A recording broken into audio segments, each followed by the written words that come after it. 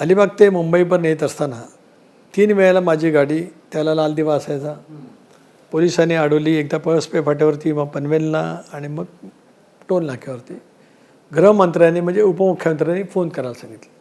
भुजबळ साहेब त्यावेळेला उपमुख्यमंत्री होते. पळसप्याला मी फोन टाळला, मग परत पनवेलला पोलिसांनी गाडी थांबवली, कारण होममिनिस्टरचा निरोप म्हणजे थांबवणारच. शेवटी टोल नाक्याला गाडी थांबवली. मग मी भुजबळ साहेबांना फोन केला. ते म्हणाले, सुनील तुझा राजीनामा मागण्यात आलेला आहे आणि राजीनामा पाहिजे. म्हटलं साहेब मी प्रवास करतो आहे, आता आहे तिथून फॅक्स कर. भुजबळ साहेबांना जे आदेश दिले होते त्याप्रमाणे त्यांनी मला सांगितलं. मी म्हटलं आता प्रवासच आहे, खाडी पुलावरती आहे, मी पोचल्याच्यानंतर देतो. A10ला पोचेपर्यंतच तिथे त्याला खोडके भुजबळ साहेबांचे PA होते, तिथे आलेलेच होते. त्याला मी दादांना फोन केला की असं असं पक्षाने माझा राजीनामा मागितलेला आहे. ते होते साताऱ्याला, सातारा जिल्हा परिषद अध्यक्षाच्या निवडीसाठी, आणि त्या दिवशीच होते पारचा वाढदिवस असेल. ते म्हणाले आज वाढदिवस आहे, सकाळी 7 वाजता पोचतो, त्या विचलित होऊ नको आणि राजीनामा काही देऊ नको. पण मी शेवटी उपमुख्यमंत्री राजीनामा मागितला, तयार होता असतो दिला. 7 वाजता A10 बंगल्यावरती आले. त्यांनी मिठी मारली. म्हणाले तुझी काही कसूर नाही, राजीनामा देण्याची गरज नाही, मला जे बोलायचं ते मी साहेबांजवळ आणि पक्षाजवळ बोलेन.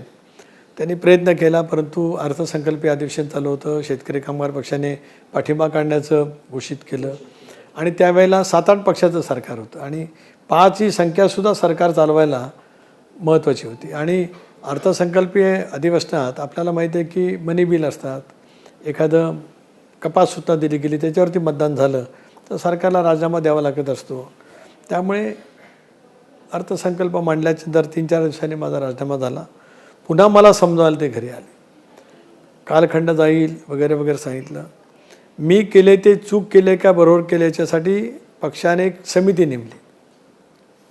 त्यामध्ये पिचड साहेब होते, भामंतराव पाचपुते अध्यक्ष होते. तो रिपोर्ट आला की माझी काय चूक नाही, सदस्यच ऐकले नाहीत. पण मग साहेबांकडे मांडण्यात आलं की मला परत मंत्री करावा. त्याच्यातही कालखंड गेला.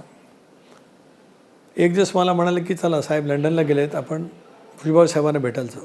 सह्याद्रीवरती भुजबळ साहेबांना भेटायला गेलो. भुजबळ साहेब म्हणाले की साहेबांनी मला सांगितलं तर मी नक्की शपथविधीचं मुख्यमंत्र्यांना सांगेन. त्याने तिथून साहेबांना फोन लावला, वेळ बघितली तर लंडनला किती वेळ असेल. आणि साहेबांनी त्यांनी सांगितलं, भुजबळ साहेबांनी की दादा आलेत आणि सुनील आला आहे.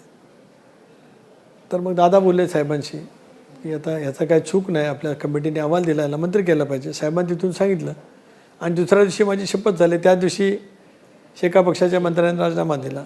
ते सगळं नाट्य काय झालेलं तुम्ही त्या ठिकाणी पाहिलं.